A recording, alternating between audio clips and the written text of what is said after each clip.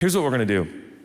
I'm going to talk from the Bible. Now, the reason I talk from the Bible, you might think is, well, you're a preacher, you're one of those Christians or Jesus followers, but before I jump into the Bible, I want to make a case very quickly.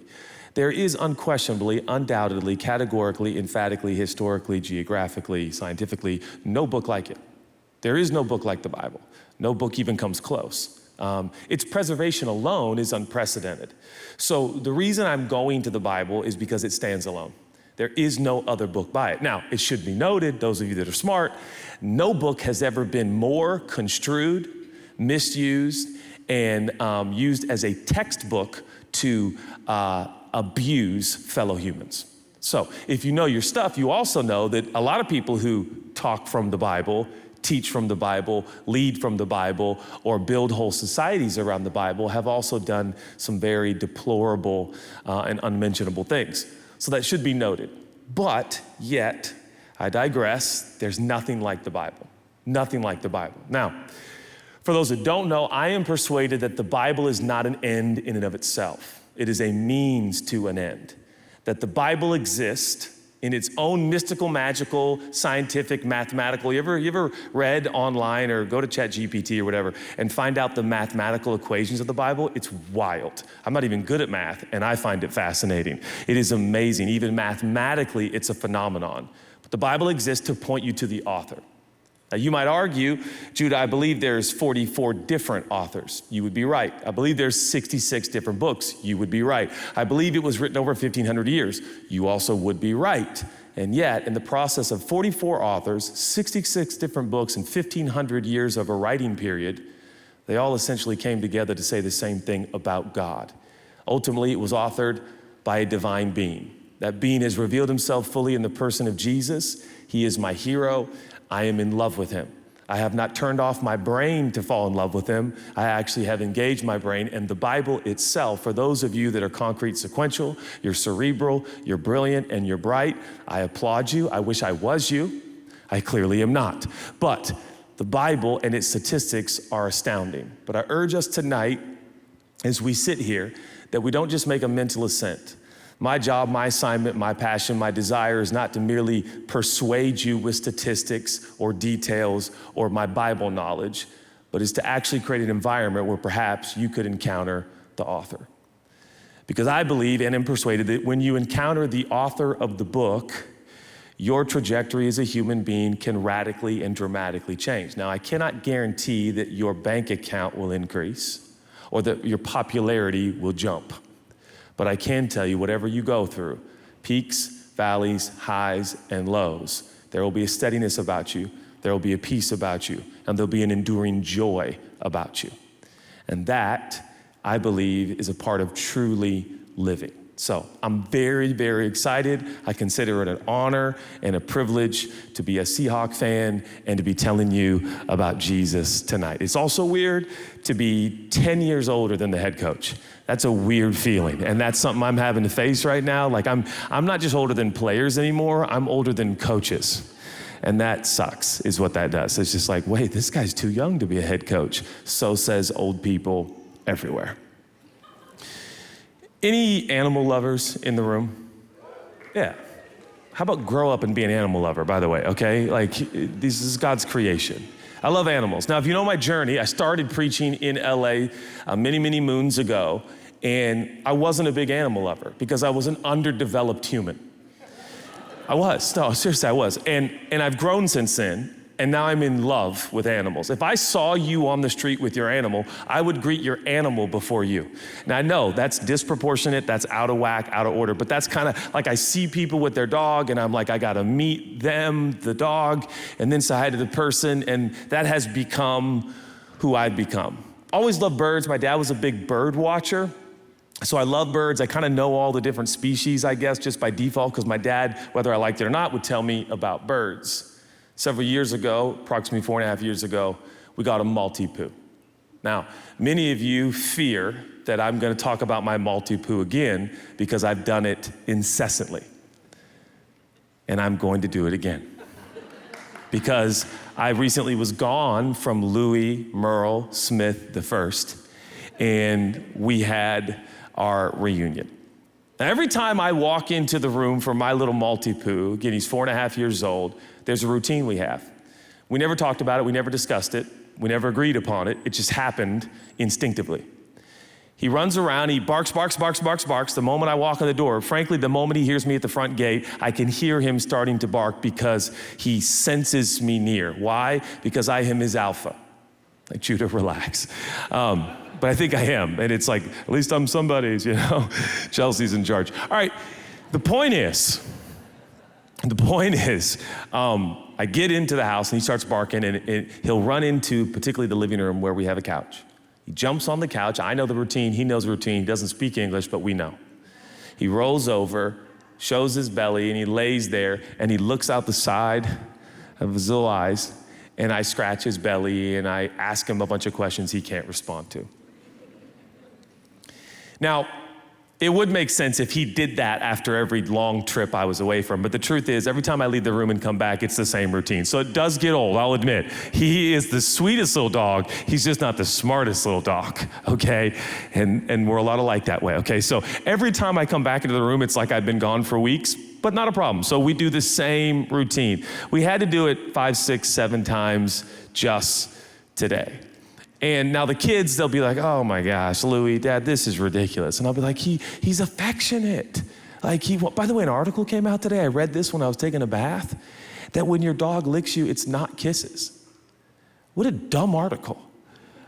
That journalist should be fined. Like, how about rob all of our joy collectively at once? It actually instinctively is a dog's, marking its territory. I'm like, no, it's kisses, all right? Leave me alone. But I always tell the Smith kids, Louie just wants to connect. He needs connection. He wants to connect, and I need to connect, and we need to connect. And that leads me to the big word tonight, the big theme tonight, the big idea tonight is connection. We are far more connected than we'd like to admit. Connection, I would argue, is so much of the essence of life. In fact, let's do a little exercise. If you're here tonight and you have an unsettling feeling, for whatever reason, you have an unsettling feeling, I would argue that it is very likely that that unsettled feeling or that anxious feeling or that worried feeling or that fearful feeling could have something to do with a disconnect of some kind. You feel disconnected. You feel disconnected. Marriage, I've been married 25 years. I believe that makes me an expert. And, oh, thanks for your encouragement. Not a problem. All right. I was like, I was hoping a couple people would be like, yeah, but you've been dating 4 different people. But anyways, all right, everybody relax. Excuse me for being proud. Judah, we don't need any more arrogance. But being disconnected with Chelsea creates all kinds of frustrations in my life that have nothing to do with directly that disconnect. But when you feel disconnected, it's amazing. You ever done anything athletic and you just feel disconnected to your body? And you're like, why? I just can't. Now, I'm not gonna point fingers to like a friend of mine that might be on the front row who played pro sports, but we were doing cornhole one time, and he's just not good at cornhole, and he made a living athletically making money. And I had the most enjoyable time watching his body not connect with how to throw a beanbag during cornhole. It was literally the best part of my 4th of July. We were playing cornhole, and I was like, look at the NFL player who can't throw a beanbag. Come on, boys and girls, everybody gather around. Let's watch him. It was unbelievable. But you ever had those experiences where you just don't feel connected to your body? Anybody ever say, what were you doing? You ever give them one of these? I don't know. You ever been bowling? That's rare, right? Remember when we used to go bowling?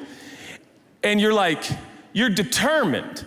I don't know. Bowling's probably super complex, and there's probably like a bunch of really important things, but it's like a ball that you roll down a lane that's pretty good size, and you just kind of got to roll it down there to hit some pins. And you ever had like a gutter ball and then another gutter ball, and you're just like What is wrong? Why can't I roll the ball? Like it wants to go down the lane, and there just seems to be a disconnect.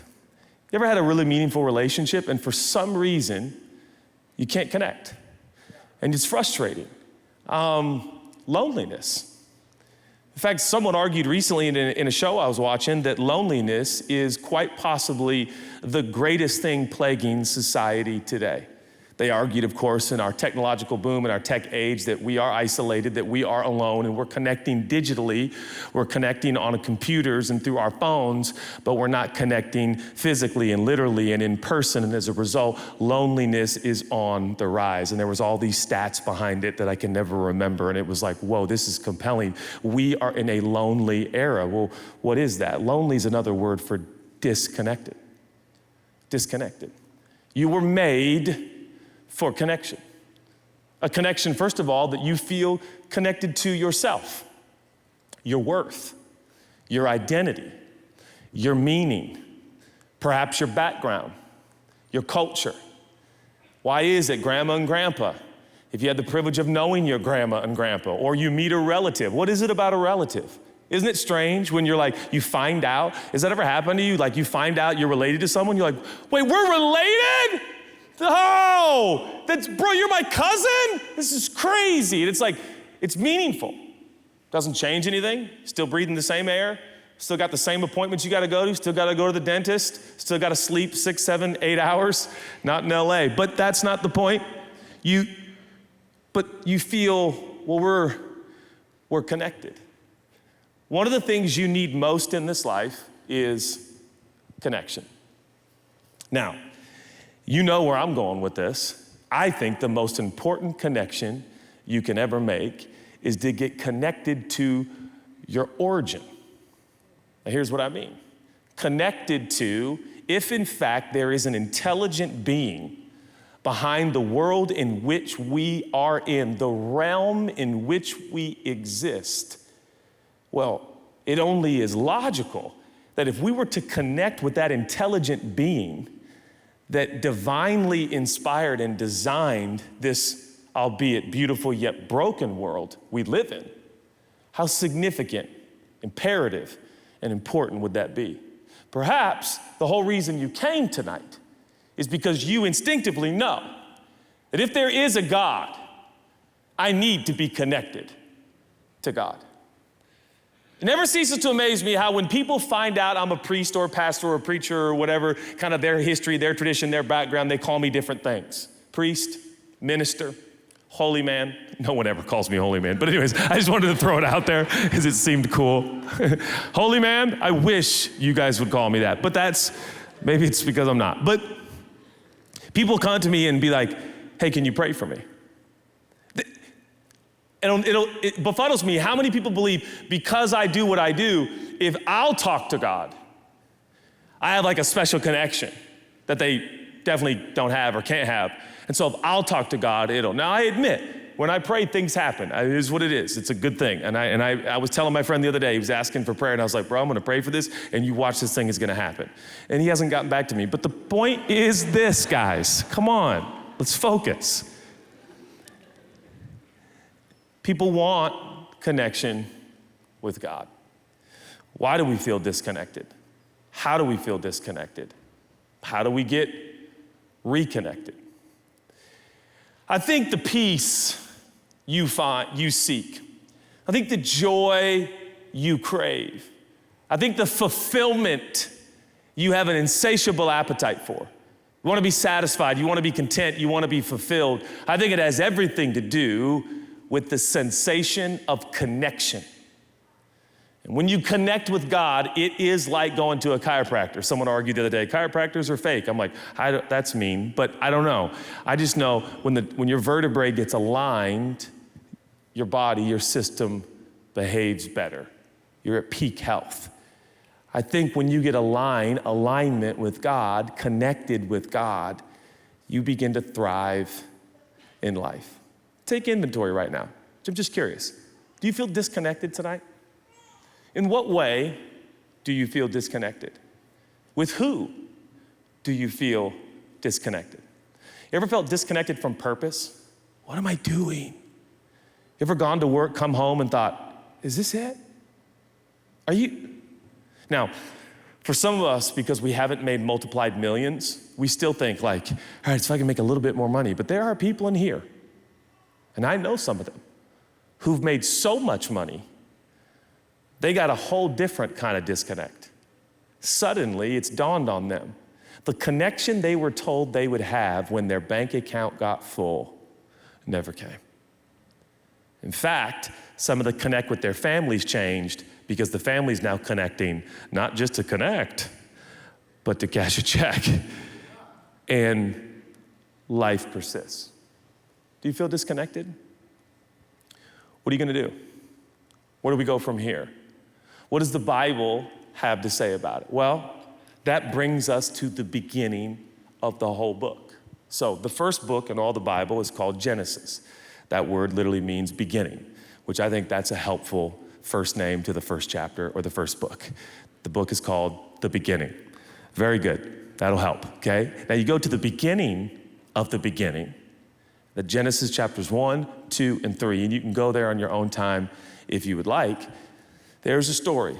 Now, much has been made of this story, but I want to explain and expound on this story a little bit, and then we're going to end in a little letter that Paul wrote to a group of Jesus followers in a place called Galatia, and that's where we will land the plane. But before I go any further, I want to say something. My goal tonight in the next 2.5 hours of this presentation, I love you guys. It is so hot in here, it's outrageous, okay? I mean, hot, okay?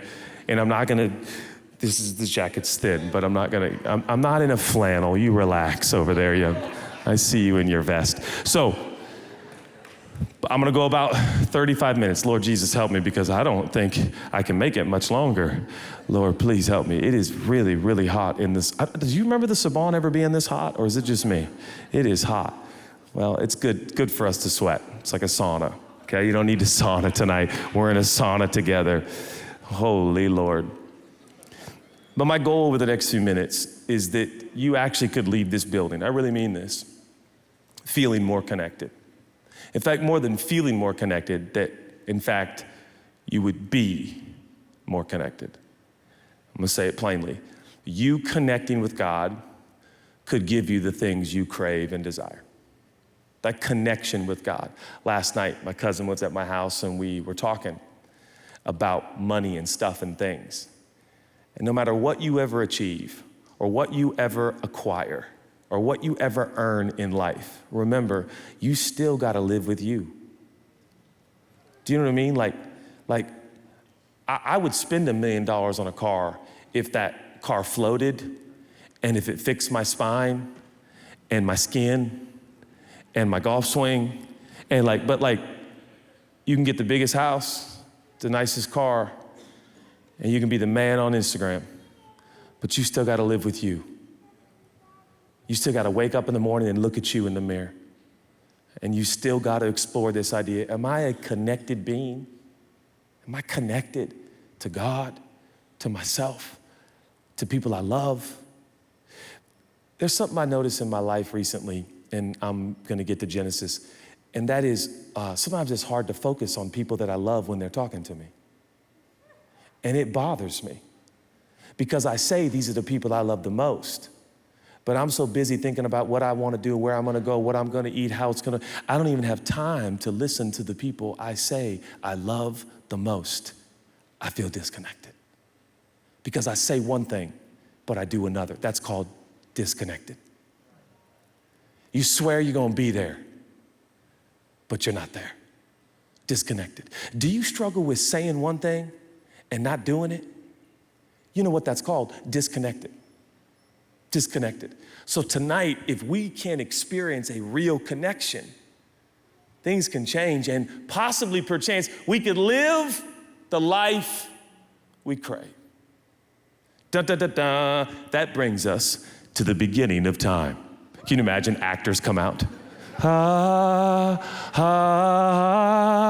The garden, Eve, Adam, naked. You know, I was like, wait, what just happened? It's this new dramatic thing he's doing, bro. It's crazy. Are they naked? That would be wild. I got more. I got to stop. We're going to keep going. It's a sauna in here, everybody. Everyone pray that I go fast and accurate tonight. So God makes the planet. In fact, the whole book opens, this supernatural, magical, mystical, incredible book, it opens with, in the beginning, God, which of course makes it very apparent to the reader that God was before the beginning. So we're to know immediately that God will begin the beginning. This is not his beginning, this is our beginning. God began the beginning, so he's before the beginning. He doesn't have a beginning, doesn't have an end. He is eternal. He is the giver of all life. He is the source of everything. He is God. He makes a garden. In this garden, there is everything you would ever want. The Bible is actually relatively descriptive. It's only 3 chapters, but it will tell you there are rivers. There's fruit. There's pets. There is gold. One of the rivers just has a bunch of gold in it. Not that there's really anything to do with the gold or purchase, but there's gold, there's natural sugars. There is nowhere in sight is there high fructose corn syrup. There's no hydrogenated oils. There's no red 40 or blue 2 or none of that stuff that's killing you and me. Like, Judah, what just happened to the sermon? It is the garden. The other day, it was like a Pop-Tart that had no sugar, and I looked at it and it said blue 40 or whatever, red 40, and I was like, don't do it. And I was like, just a little bit, won't hurt. And I did it. So if I drop dead, somebody sue whoever made blue 40. The garden is utopia. It's perfect. There, Adam is made. God puts him into a sleep, and from his rib, he makes Eve. There is absolutely nothing out of place, nothing wrong, no disconnect. I imagine tonight if we could have Adam and Eve come out on stage, they'd have clothes on by now, just so you know. We'd have them on stage, and what they would tell us about what it was like in the beginning. Think about connectedness. The pets didn't hunt each other. They were all together. I can imagine in my mind Adam saying, there was a lion, for instance. We would meet most mornings, and the lion would come, and he would lay his heavy head on me, and I would pet the lion, and I could feel him breathing, and it was as if we all breathed in the same rhythm in the garden. The garden seemed to breathe with us. There was no shadows, there was no darkness, there was no variation. It was pristine, brilliant light. There was no need for sleep. We didn't sleep. We had total and complete energy. No need for energy drinks or Celsius or Red Bull. Somebody pray for my Celsius addiction. We're moving on. That's a true fact. I keep saying I'm gonna quit, but I did it again today so that I could be at my best for you. So, if I could put a word to the garden, it would be connected. Imagine it in its most intense, dramatic form. Everything is connected. There is no such thing as shame, guilt, fear, insecurity. It's total, perfect, unbridled, unbroken connection. Unbelievable. Can you imagine that? Every day, day after day. And the highlight of the day, evidently, from best we can tell, is when the Father visited the garden. Now, his presence and his essence permeated everything. From the grass to the sky, vegetation. Can you imagine how brilliant? Can you imagine the smells? Can you imagine the tastes? Can you imagine the euphoria? But it says in Genesis that evidently at the cool of the day, which I think is like golden hour, if I'm not mistaken, God would come. And can you imagine Adam and Eve trying to describe to you when they knew he was coming for his daily appointed walk with them?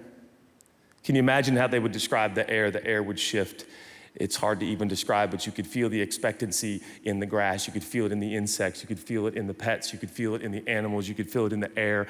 Everything seemed to orient towards the Father, the Maker, the Creator. He was there. It was like a grand entrance. It was like a parade. It was a celebration. Everything came to life. The daisies and the lilies and the tulips, everything stood up on end. And here he comes, and he's in the garden, and it's perfection and it's essence and it's euphoria and it's beauty. And we walk with him and we talk about silly things. We talk about how wonderful his creation in his garden is. We talk about the monkeys and why they chatter so much. And we talk about the rhinos and why they got that big pointy thing on their head. And, we talk about, and we just have this incredible experience.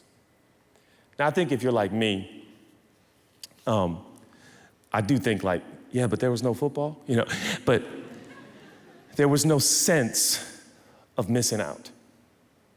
There was no sense of loss. There was no sense of insufficiency. Whatever it was, it happened. It was provided for. It was perfect.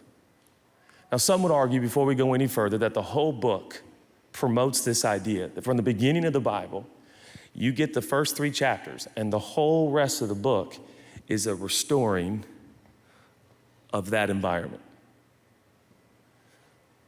Now, there is one boundary in the garden, and only one boundary. We're talking about connection. And the one boundary that God the Father the Creator Father, Abba, he says there is one tree in the garden, and that tree is the tree of knowledge. Knowledge. Now, you've heard possibly that its full title is the tree of the knowledge of good and evil, but that's an elongated title. The tree had a name, and its name was Yada in Hebrew. Yada is the word for intimate knowledge. Yada is the word for intimate connection. There's one tree in this garden. It's the tree called Yada. That is the one tree God says, that's a no. That's a no. Now, if this is your first time hearing this story, that's exciting. I'm happy to introduce it to you. But maybe already you've asked yourself, why would he do that? That's crazy. You know what? You lost me now, man. You lost me. That's ridiculous. You mean, I think I know where this story's going. They eat from Yada, and because they eat from Yada, that's why we're in this mess. Then leave the Yada tree out, so we can all go back to, and yet God, in his perfectness, understood that there has to be a measure of free will or choice for us to be the beings that he desires. Now remember, all of this is unto him and for him and through him and sustained by him. We are here for him. The reason when you worship, religions all over the world, the reason when you worship, the reason we are drawn to worship of all kinds, by the way, is because there's something in us that wants to connect with what got us here. But choice in that is essential. In other words, God, the Father, designed this idea of love. What's more important than love? What's more important than love? But love without choice, forced love, we know down here, people go to jail for that. That's a violation. You can't force somebody to love you. It has to be their choice. Yada has to be a choice. Intimate knowledge, somebody can't be forced into that. That has to be a choice. So bear with me. God makes a garden. He makes us, or at least our ancestors, a bunch of pets, a bunch of gold, a bunch of waterfront property, a bunch of natural sugars, a bunch of great stuff. By the way, shout out to vegans and vegetarians everywhere, our original state. Okay, all right, Judah, relax. And he says, there's one tree you can't eat of. Now let's stop here for a moment because I want to remind you of the character of the Father. The odds are always stacked in your favor. You may not believe this from where you sit right now in 2025, end of August, but the odds, please hear me, are always stacked in your favor. How many trees were a yes? Oh, we don't know. Was it 2? It had to be more than 2. Was it 10? It had to be more than 10. Was it 100? It had to be more than 100. I would argue thousands of trees are not a problem, enjoy. One, no. Much has been made of God over the millennia.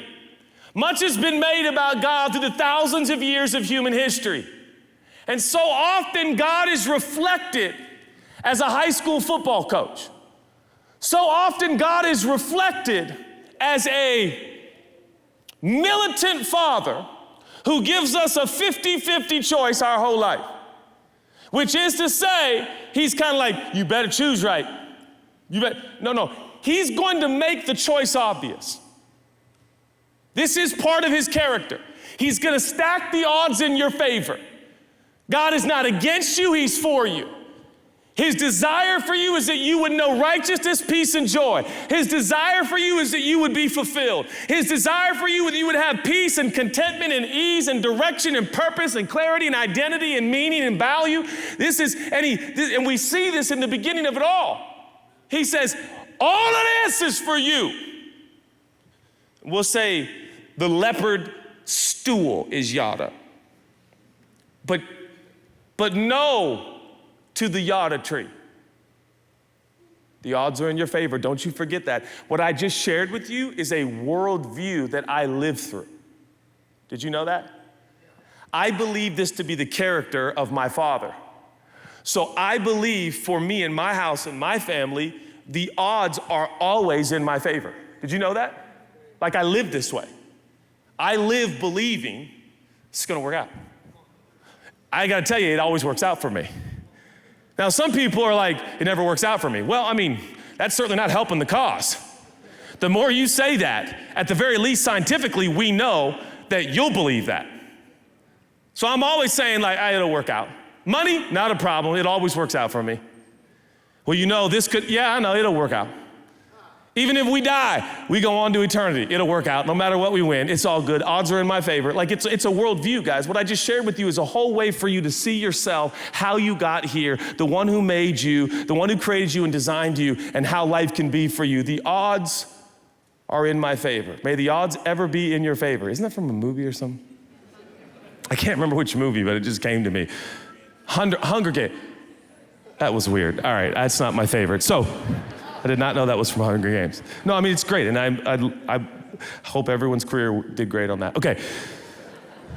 May the odds ever be in your favor. But I really believe this about my life. Insert human condition. The one no piques our curiosity. The one no is like, that's weird. Why? Seems like pretty normal tree. I don't know, like, you got thousands of yeses, but the one no, thousands of people who love you, but one person on the internet that doesn't. Like, Judah, that is not the message tonight. Okay, I'm sorry, I get distracted. And we just obsess. It's the way we are. God knows that it's okay. We just obsess. Now remember though, there has to be a boundary. There has to be a no, because that protects a thing called free will. Free will. And that's important for real love. So God says one no. One little yada tree that you gotta walk by and go, no thank you. Thinking about, no thank you, not today. And as the story goes, Eve one day is walking by the yada tree. And out of the tree comes the serpent. Now, at that point, for those who care, I believe the serpent stood up on its end and could talk. And so the serpent starts talking, and his voice is smooth like a polished stone, and she's kind of pulled in. And now listen to the conversation, because what we're going to uncover together is how the disconnect first happened and how it still happens. Listen, the serpent says to Eve, you ever heard of a strip club? No, that's not what he said. That's not what he said. That's not what he said. That's not what he said. That's not what he said. It's hot in here. I need to get people's attention. It's hot in here. Some of you are like, wait. You're back. It's good to see you. Haven't seen your eyes in a few minutes. All right, not a problem. Tell me how Ben Shelton's doing at the primetime US Open. Okay, but he says, so I heard you can't eat from this tree. He said, yeah, we can't. He said, the father, Abba, he said, this is the one we can't eat. And the servant said, that's strange. I wonder why he said that. Because this is the knowledge tree. If you eat this tree, you'll have the same knowledge he has. To be honest, he doesn't want you to be on his level. Because if you reach out and take this fruit and you eat this fruit, you'll have yada just like him. And for the first time, we wondered if God was holding out on us. For the first time. This is the first time. Is he? Oh, so he's playing a game up there. Oh, so this is the Hunger Games. Okay, this is a game. This is sadistic. He's deviant. This is the key to yada of good and evil. So Eve says, really? He says, why don't you? So he said, you can't touch it. And by the way, the serpent will exaggerate all of the boundaries. Just hold the fruit. Maybe Eve takes the fruit and it feels nice, cold to the touch. And the skin has a nice texture to it. And she's thinking to herself, it don't look that bad. Maybe God, maybe the Father is kind of just serving himself. Maybe and so as the story plays out, Eve and Adam bite the fruit and everything fractures, almost instantly, apparently. The Bible says when they ate the fruit for the very first time, they felt embarrassed. They looked down and they saw some of their body parts and they were like, these are private parts. We got to cover these things up. Like, this is not good. Like, oh, and immediately they're embarrassed. They're ashamed. Insert God's daily appointment. The tulips stand up. The grass gets tall. The rhinos bow. The giraffes look around the corner. And here comes the Father. And all of Eden seems to stand in attention as the Father arrives again at the garden. It's like a ticker tape parade, but this time is different. There's something eerie in the air. There's like a dread in the air for the very first time. And the Bible gives us the first question we ever hear in the text. God calls out, "Where are you?" Which is to say, you're not here. We're not connected. Where are you?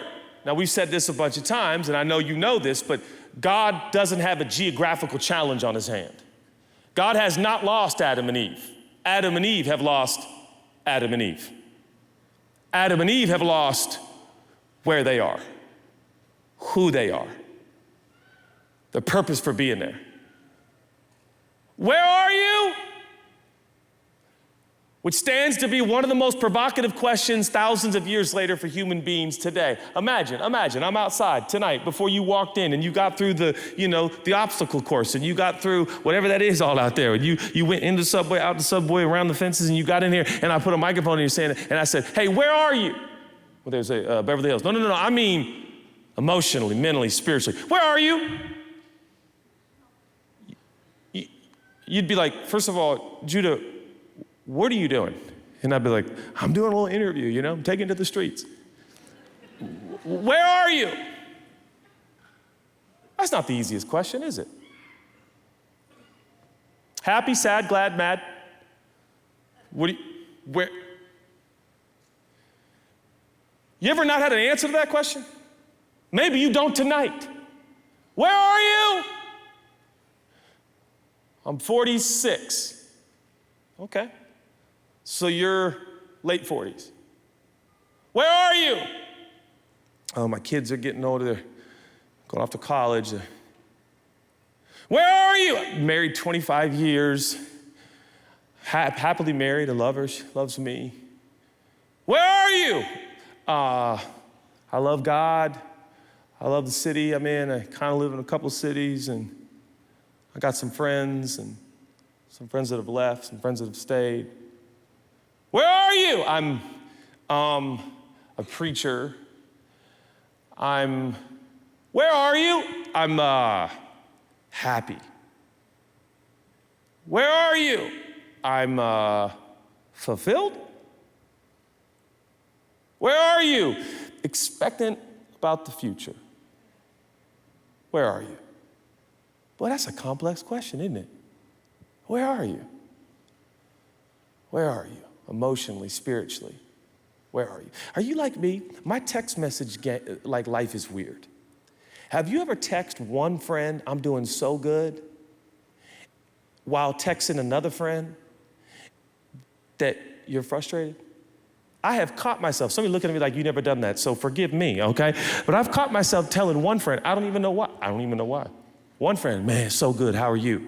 I'm texting another friend, man, I'm a little discouraged. And I'm like, wait a minute, which am I? Because when that friend texted me, I felt great. But when this friend texted me, I felt like I really wanted to share that I'm not. Or in the morning, I'll text everybody I'm doing great, but by 3 p.m., I need somebody to pray for me.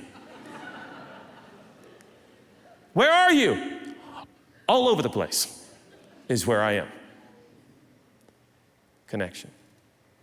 Only thing I can tell you is that when I experience him, when I sense him, the Father, the same Father of the garden, when I sense him, and I can only tell you how I experience it, when I feel him in the room. Sometimes I don't, sometimes I do, I can't explain it.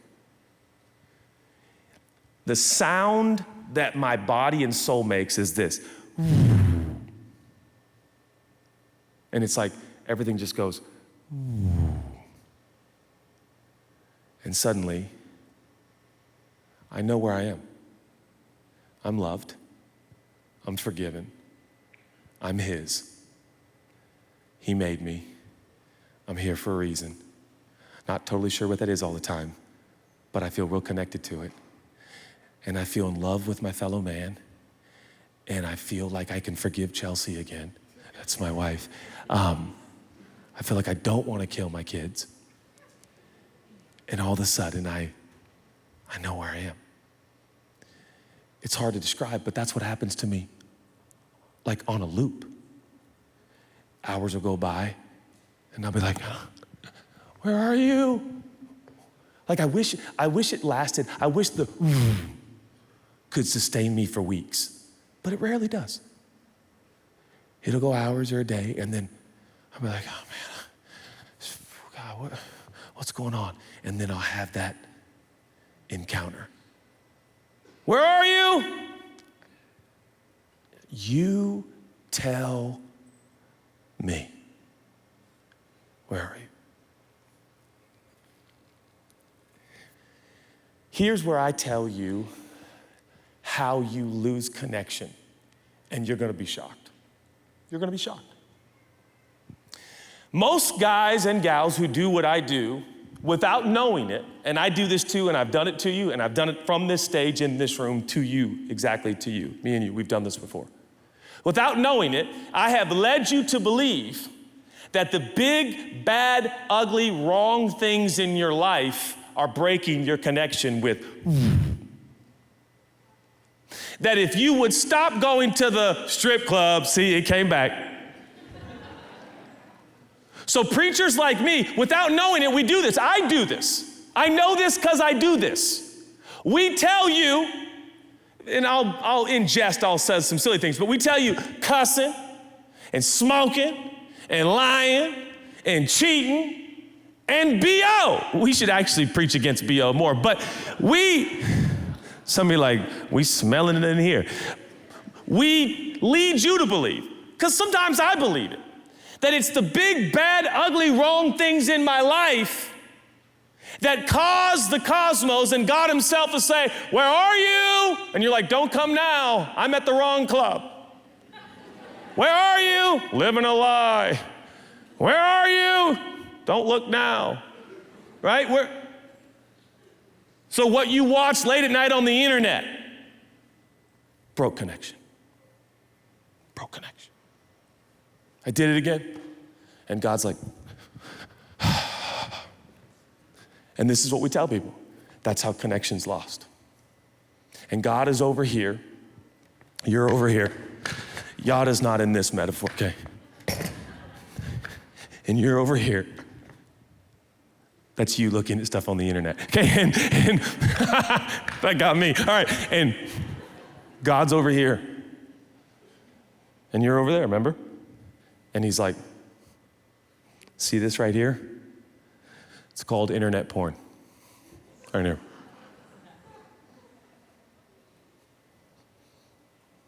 When are you going to stop?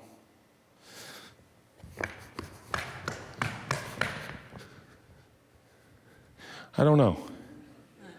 I really want to. And then later in the day, I don't.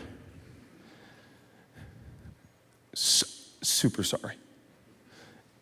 And I'm going to really try. Hold on, stay right there. I'm going to delete all the sites. And I'm going to unplug my computer. Can we be friends? And without knowing it, we tell everybody in settings like this that if you could just try a little harder, do a little more, pray a little more, give a little more, love a little more. Like I keep doing all these, like, these are all just coming to me in real time. Judah, we can tell. And you serve, worship, obey, love, forgive, mercy, justice, empathy, kindness, compassion. Hey, God. He's like, finally. And you're like, I love you. And you're like, I love you too. What is this? This is a church conference. This is once a month at the Saban. And so then you drive home and he's like in your car with you. And you're like, this is awesome. So glad I worked my way back to you. This is the best. And then you get a little tired and worn out and life's hard. And Wednesday becomes Thursday and Friday is Saturday night. And now you got to plug in your computer, you know. You got to do some work. You got to send some emails. And before you know it,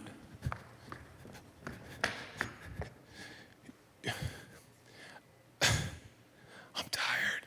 I'm just a guy.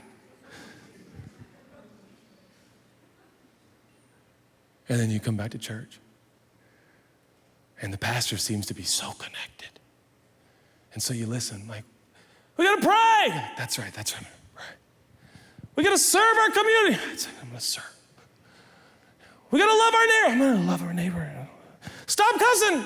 And we work our way back. And this is kind of, I think this is called the Christian journey. And I'm exhausted, like from doing that on stage. But no, something's got to give here, church. This can't be what it is.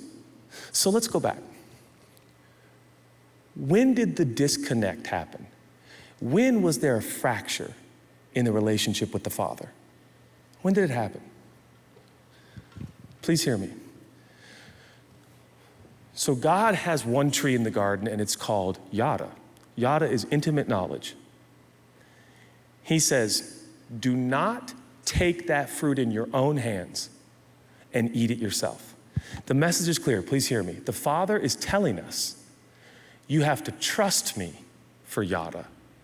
You cannot take it for yourself. It will be granted to you in a loving relationship built on trust, not works. Do you know when the disconnect first happened? When mankind took it into their own hands and tried to do it on their own. You keep telling yourself the internet is killing you and your smoking is killing you. Physically, maybe, I hear you. But do you know what causes the disconnect? Doing things in your own strength. Yeah. Isn't that crazy? This whole time you and I thought it was a strip club. Yeah. But you know what's causing the lack of trying hard? I'm gonna figure this out, man. I'm gonna do this. I'm gonna do this. I'm gonna pray more. I recommend it. That's good. I'm not gonna go to the places I used to go. Great. But that's not how you got connected, and it's not how you stay connected. For it is by grace. It is a gift. It is a choice of God, not yours. See, I'm under the persuasion that the fact that you're in this room, the evidence is already clear. God has already had it out for you. You didn't earn it. You didn't deserve it. He chose you.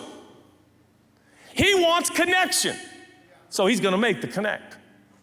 Your greatest challenge in life will be resting in that. And walking by every day of your life, there will be a yada tree. And that yada tree in your life will say, why don't you reach out and take this on your own? Yeah, read enough books, do enough good deeds, then you'll feel more connected. Oh, you'll definitely feel smarter, but I cannot guarantee you will feel more connected to yourself and to your Creator. It's by gift. It's by gift. And so this word starts to appear in the room. Wait for it. One of the most misunderstood topics in all of Christian tradition. Rest. And with it comes another word that we all think, weakness. Lazy. No. Rest may be the last, purest form of worship on this planet. Some of you feel so disconnected and your instincts tell you, I gotta do something, I gotta fix it, I gotta work it, I gotta make it, I gotta do it, I'm gonna. And what you need to do is something like this. This is no longer yada the tree, okay? Father, here I am. I need you. Connect me. Connect me. Here I am. But that, if you write a book about that, people won't buy that book these days. They won't buy that book. Tell me what to do, preacher. And so I will. Here's what you need to do. Nothing. The more you could do nothing, the better your life would get. I said it. Somebody quote me. I dare you. Nothing. All the something you're doing is really getting in the way of this thing called life that he made. But I'm serious. If there's anybody in this room that chose your birth date, come take this mic right now. We'll listen to you. No, sir. Is there anybody in here you chose your eye color? I don't mean contacts. Come take this mic. If there's anybody in this room or watching on the internet, I don't even think we're on the internet, but anybody who chose your background, your culture, your ethnicity, come on and take this mic, we'll listen to you. Is there anybody here, you chose the year, you wanted the late 70s, and you chose that. Come take the mic, we'll listen to you. See, in the garden, everything new. He made, chose, designed, orchestrated. It is all for him, by him, through him, unto him.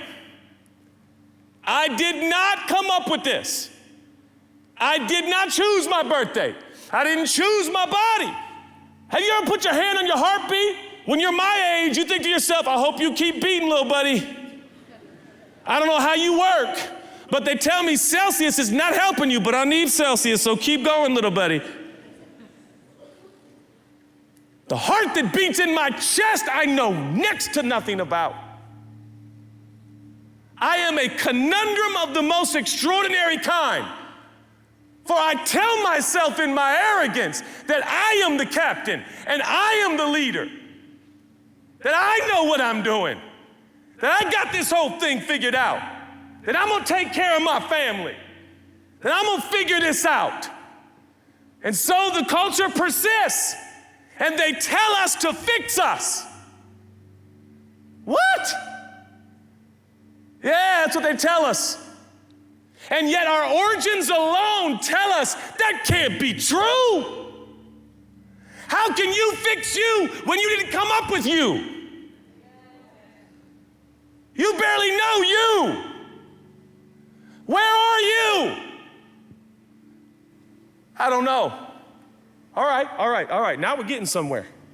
So what are we gonna do? You know what I say we do? I say we blame the one who got us here. And we tell him, here we are.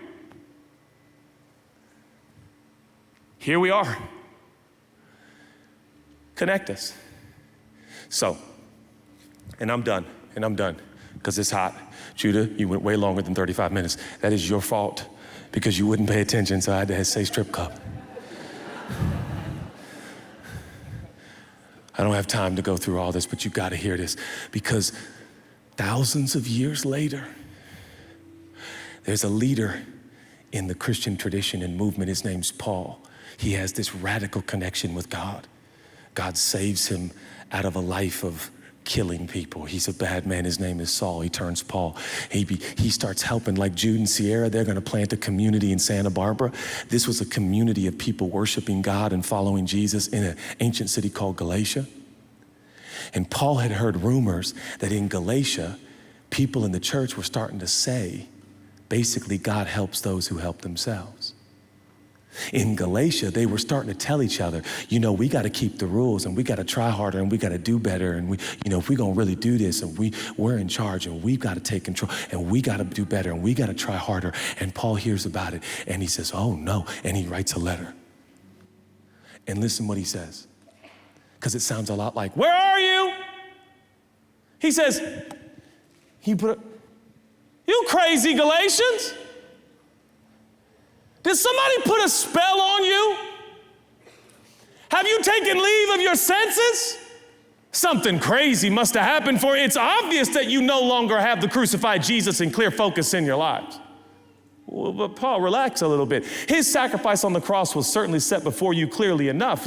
You know how let me put this question to you. How did Lord help me. How did your new life begin? Was it by working your heads off to please God, or was it by responding to God's message to you? Are you going to continue this craziness?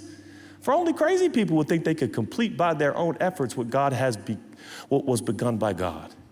If you weren't smart enough or strong enough to begin it, how do you suppose you could perfect it? Do you go through this whole painful learning process for nothing? It is not yet a total loss, but certainly will be if you keep this up. When he says keep this up, what does he mean? He means thinking that you and your efforts and your deeds and your moralism is what's going to connect you to God and each other. It's a gift.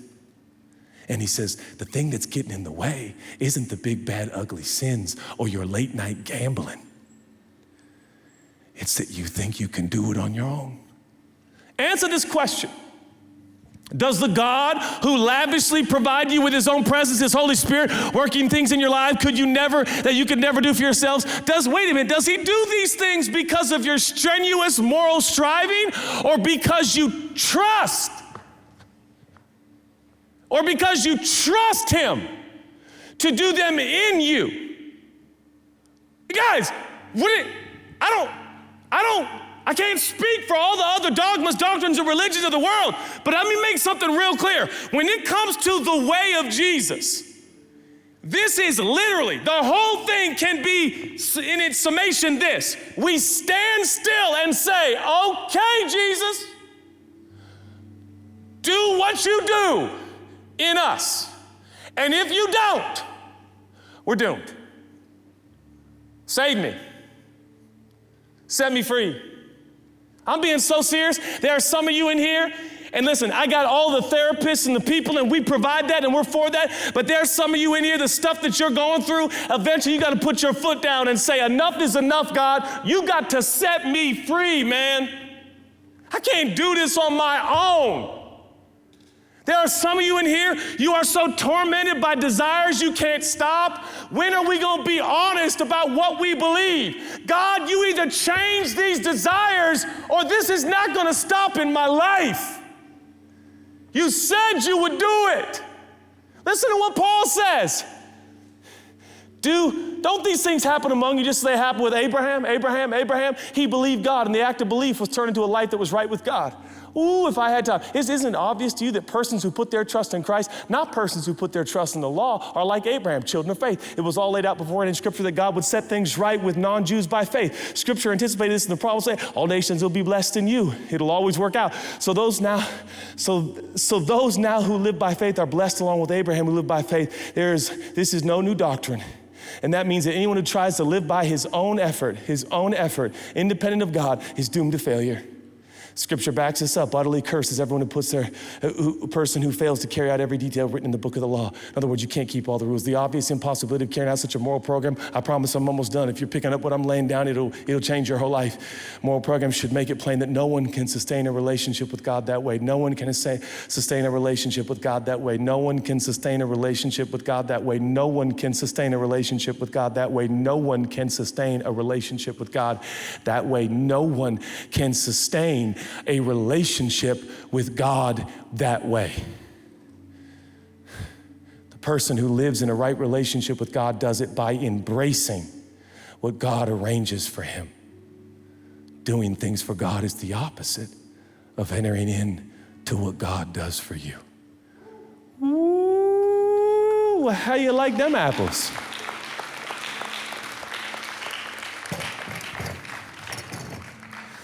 I'm done. The band, everybody come out because I'm done. And I literally have sweat pounds of my life away. I told God, I'll preach, and it's my privilege to do it. But I'm not going to play games with this. We will build a church that unless you show up, it fails, period. Because I'm not smart enough, sharp enough, or wise enough to put some sort of program or system together that would wow everybody. I said, God, you either show up and change people's lives, or we'll wrap it up and we'll go make money selling cornhole to people that can throw it. And so here we find ourselves again. Do you feel disconnected? Do you have questions about God? The only thing I can tell you is perhaps tonight in the next few minutes we could stop doing everything and try for a minute to do nothing. You know, when all of a sudden doing nothing is the new like everything. Lord, help me clear my mind. The pain, the fear, the anxiety, the worry, the to-do list, the career, the pending interview, the relationship, the date you have later, the hangout later, who am I gonna meet? Hey, what if we just,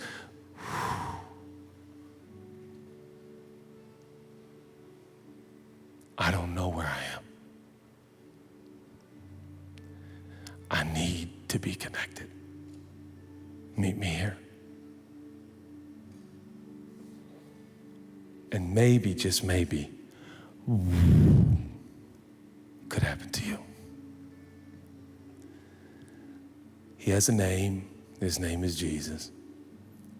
He hung on a cross 2,000 years ago and he said, it is finished. What is finished? That all of the requirements of the law were fulfilled and all of God's just wrath and perfection was poured out in the body of his son. So now God has no wrath left for man, for Jesus has absorbed it in his body. And so now by simply believing, not doing, earning, or achieving, but by believing in Jesus, you can have a connection with God. So what I do, for those that don't believe in Jesus yet, I believe in Jesus, so I will tell God, I'm connected to you legally. Because Jesus was the sacrifice for my error and my wrong. I'm yours. You can't leave me. I'm your guy. You got to meet me here. For 15, 16 years, we've been in this city, and God knows it's come down to this. And I go side room before I walk out on the stage used to be every week, then I got tired, but every month. And I say, God, you don't show up, that's on you. Because we are your children, and you are our Father, and we can't find ourselves, let alone find you. But here we are. Connect us again. Connect us again. Don't find it strange if your priorities change almost in an instant. And you'll leave here and suddenly things you cared a ton about, you'll just kind of, you won't even be worked up about it. I'm telling you, this will happen. It's like an adjustment. It's like, and things will just, don't think it's strange when you forgive somebody. You'll walk out of here and you'll suddenly have forgiveness in your heart towards someone you haven't been able to forgive for years. I'm being serious. You're like, I forgive him. I forget, it's okay. I'm all right. God's with me. I'm gonna make it. It's gonna be all right. I'm telling you. This can happen for you. You can be connected to the Father, to yourself, to your purpose, to your life, to the rest of your days you live here. God, I thank you. I thank you for the book, which points us to you, the person. We love you, and we never met anybody like you. We love you. We need the connection that only you can give. Not gonna make it without it. Cannot make it without it. So here we sit again. It's the same song, it's the same story, it's the same situation. We're lost without you. Broken without you. Hurt without you, selfish without you. But with you, everything changes. So meet your children here in the Saban Theater in Beverly Hills right now. Meet us here. Connect us again to your unending love, your unending forgiveness, your reckless care and compassion and provision. Providence. It's you we crave and it's you we need. And we thank you for that.